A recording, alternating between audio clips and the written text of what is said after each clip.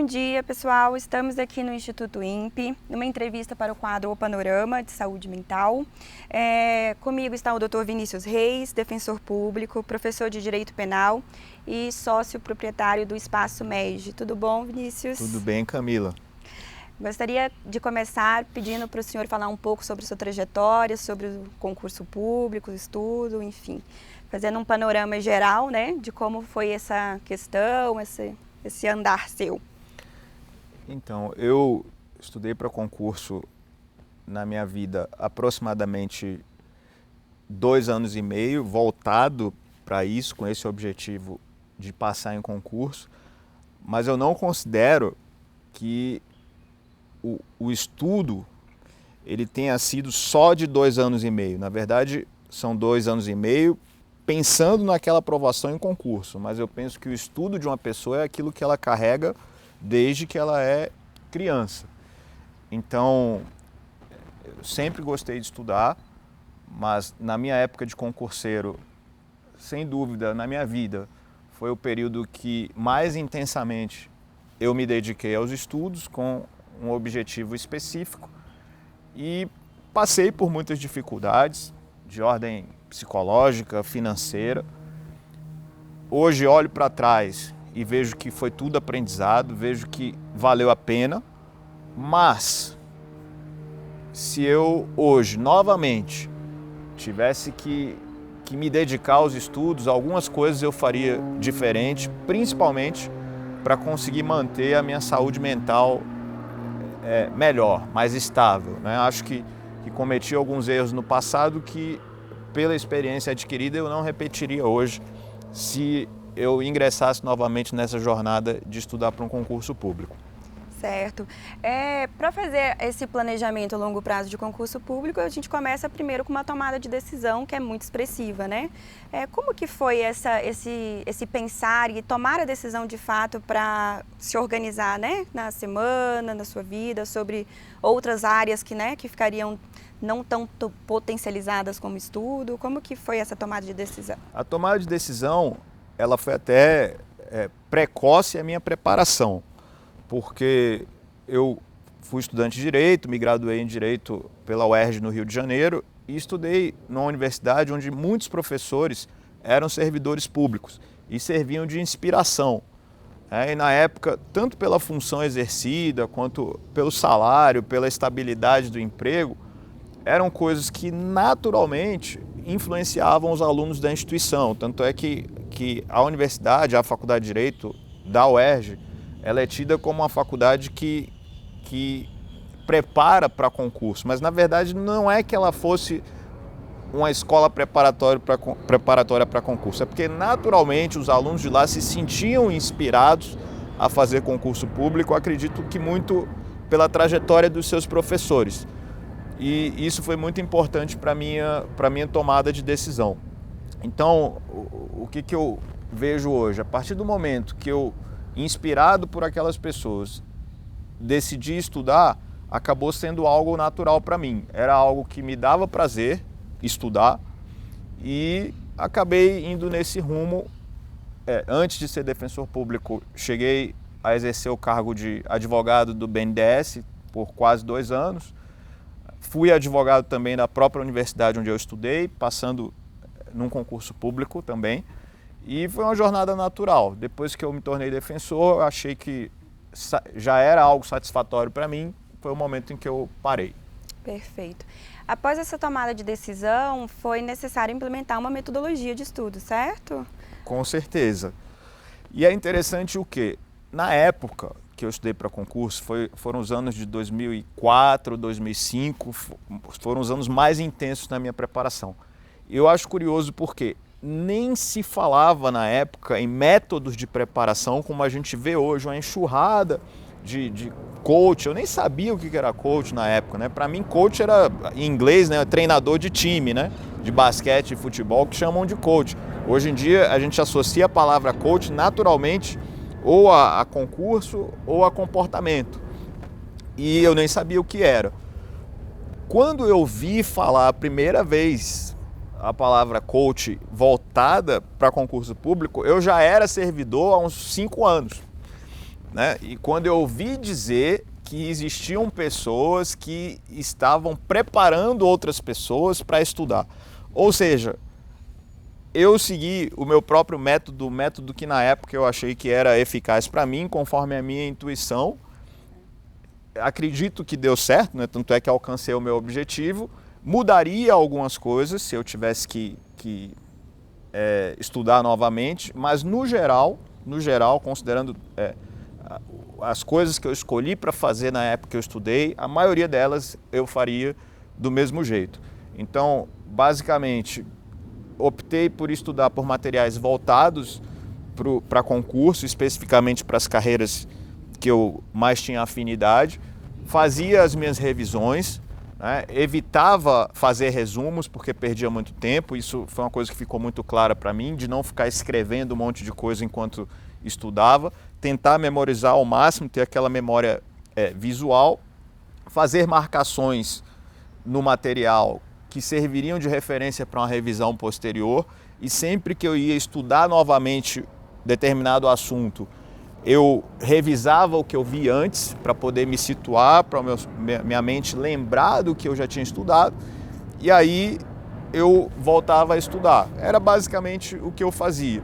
E aí, considerando as carreiras jurídicas especificamente, li bastante dos informativos do STF e do STJ, o que é obrigatório para as carreiras jurídicas, quando você quer lograr êxito, e segui o meu próprio método. Não tive fórmula mágica. Se eu tiver que descrever o meu método em 2 minutos, eu vou descrever o meu método, e tenho certeza que ajudaria muita gente sem precisar contratar nenhum coach. Quando a gente pensa em coach, né, a gente sempre pensa em alguém que fez um método de estudo próprio e logrou êxito, né? Como o senhor falou, você fez o seu método e logrou êxito. Não significa que ele é um método generalista, que vai ajudar a todos, né? Porque ele é peculiar, né? Ele está no seu desenvolvimento, na sua história de vida, em como eu aprendo, como eu significo aquele conteúdo e ele se torna a aprendizagem de fato, né? E isso faz muito sentido até a gente pensar na neuroeducação, como o aprendizado ele tem que estar vinculado a emoções positivas e algo prazeroso de fato, né? Eu vou falar uma coisa agora que pode muita gente não concordar, mas o estudo de médio e longo prazo, ele precisa ser prazeroso. Se uma pessoa segue um método ou segue um coach que implementou determinado método, passando a ideia de que vai ser um sacrifício momentâneo para obter um prazer futuro, essa ideia de sacrifício não permitirá que a pessoa fique por longo tempo estudando. O que vai permitir a pessoa estudar por um longo período, que hoje, né, pela dificuldade das provas, a preparação está demandando um longo período. Quando eu digo longo período aí, é no mínimo 1 ano e meio, 2 anos voltado para um concurso muito difícil. No mínimo 1 ano e meio, 2 anos, quando se trata de um concurso muito difícil. Considerando esse período, que é um período relativamente longo para uma pessoa ficar estudando, eu estou falando o mínimo, né? O mínimo. Isso pode se alongar por 3, 4, 5, 10 anos, a depender do objetivo da pessoa, do tempo que ela tem para estudar, enfim. Para se manter assim por muito tempo, precisa ser algo que te dá prazer. Se for algo muito sacrificial, a pessoa não vai conseguir se manter durante muito tempo. E qual é o perigo de seguir um método de uma terceira pessoa?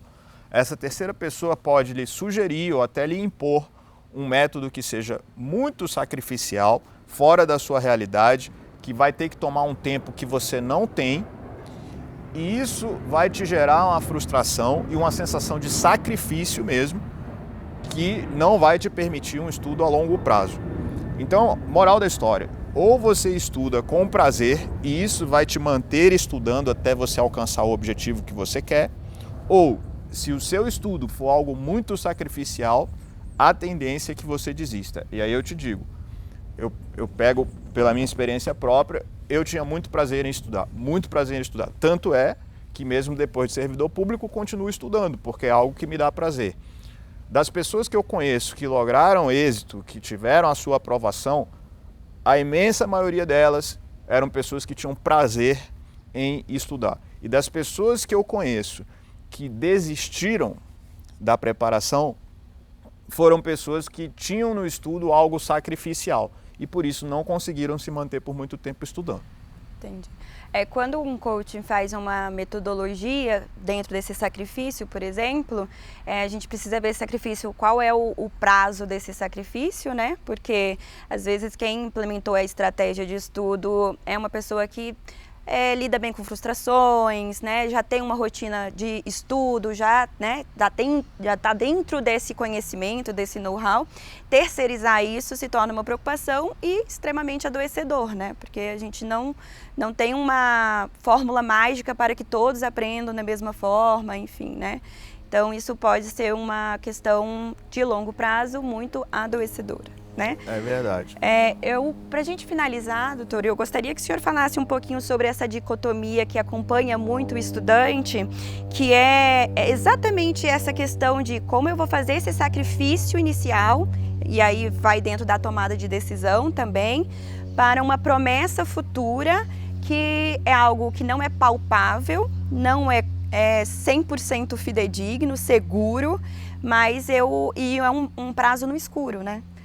Me parece que se a gente pensar nos concursos públicos antigamente, eu tinha uma certa facilidade de lograr êxito, porque o ensino ele era mais organizado para alguns nichos, e hoje, por exemplo, com a tecnologia, a gente consegue que o estudo, os cursos, né, chegam em massa em pequenas cidades, enfim, eu tenho muito mais acesso à informação e isso aumenta a competitividade. Então, eu não posso mais falar de um curto prazo, vez que eu aumentei bastante, né, o número de conhecedores, né? E isso aumentando-se o nível de dificuldade das provas. Quando você pega provas de 20 anos para trás, você vai ver questões muito menos complexas do que o que você vê hoje, o que faz com que a pessoa tenha que estudar ainda mais para poder passar. A média de diferença de um para o outro é super mínima, né? Às vezes pequenos pontos em uma peça, se for para carreiras, né? Ou um ponto na redação, enfim. Então a gente percebe que o funil está mais, o diâmetro está mais fino, né? Está mais difícil de entrar.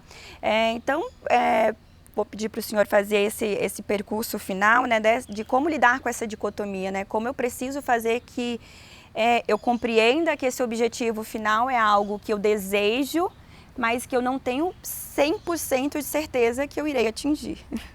Perfeito. Não há 100% de certeza de que se vai atingir e não há também qualquer garantia de que você vai ser feliz quando atingir tal objetivo. Então, como a gente vive numa cultura que associa ascensão profissional à felicidade, as pessoas tendem a achar que quando elas forem aprovadas, ali sim será o momento em que elas serão felizes. E o que mais tem no serviço público é gente afastada por causa de problema psicológico ou psiquiátrico, muitas vezes derivados do próprio exercício da profissão. E pode ser que essas pessoas, na época em que eram estudantes, fossem pessoas felizes e depois que alcançaram o objetivo visado, se tornaram pessoas infelizes em razão da própria profissão exercida. Isso significa o quê? Que a felicidade não é uma questão necessariamente de você alcançar o teu objetivo, mas é uma questão de você ter prazer em viver o momento presente. É o que eu vejo como importante e essencial para a gente ser feliz. Se uma pessoa consegue, durante a sua preparação, ter equilíbrio, ter concentração, gostar do que está estudando e, ao mesmo tempo, nos talvez poucos momentos que ela tenha de convívio com a família, de outras atividades, do esporte, se ela conseguir extrair dali algo positivo nesses momentos, ela vai conseguir manter a estabilidade psicológica dela durante os estudos e vai alcançar o objetivo dela, né? Veja, não há qualquer garantia de felicidade quando você for aprovado no concurso público e alcançar o cargo dos seus sonhos. Esse cargo dos seus sonhos, dependendo, pode se tornar um pesadelo no médio e no longo prazo, a depender das circunstâncias da vida. Tá? Então, é isso, ter prazer enquanto a pessoa se prepara. Para mim, essa é a chave. A preparação, na verdade, então, é um estilo de vida, praticamente, né? Porque eu tenho um equilíbrio, não fico enrijecido só na metodologia, eu tenho os outros horizontes da minha vida também estão caminhando, né, concomitantemente ao estudo. Sim. Até que, finalmente, eu logre esse êxito e ele é um componente da minha vida, não a vida toda, né? Perfeito. Exatamente. A sensação, Camila, de a pessoa ter um futuro incerto no concurso pode gerar uma instabilidade psicológica muito grande, né? Então, por isso que a pessoa tem que entender que aquele momento de estudo, aquele momento da vida dela, momento de estudo, é vida também. Ela não pode achar que a vida só vai começar quando ela alcançar esse futuro incerto, porque, como você disse, pode ser que não aconteça. E aí, você vai deixar de viver esse período da sua vida que você está estudando? Não vejo isso como correto. Aí, para corroborar com essa fala sua final, é interessante porque a pandemia eu acho que mexeu exatamente com isso, né?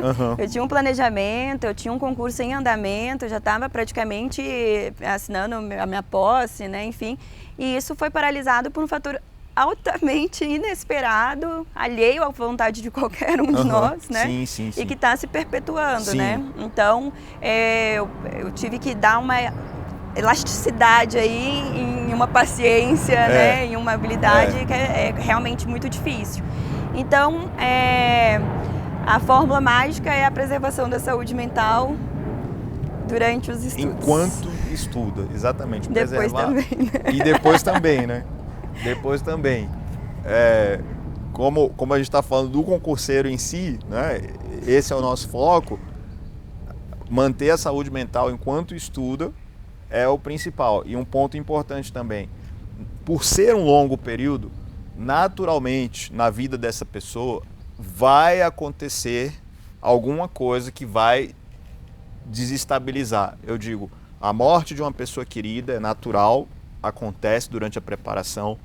Uma doença inesperada da própria pessoa ou de alguém da família, um problema com os filhos, algo vai acontecer. Agora, quem são as pessoas que alcançam o objetivo no fim das contas? São aquelas que conseguem a estabilidade emocional suficiente para, mesmo diante desses problemas, continuar estudando. Não, a pessoa que não vai perder o ritmo em razão de eventuais problemas que aconteçam. Se alguém conseguir ter a estabilidade necessária para seguir, essa pessoa vai alcançar o objetivo. Perfeito, muito obrigada, doutor Vinícius. Obrigada a todos. Camila. Até mais. O Panorama, experiência além da notícia.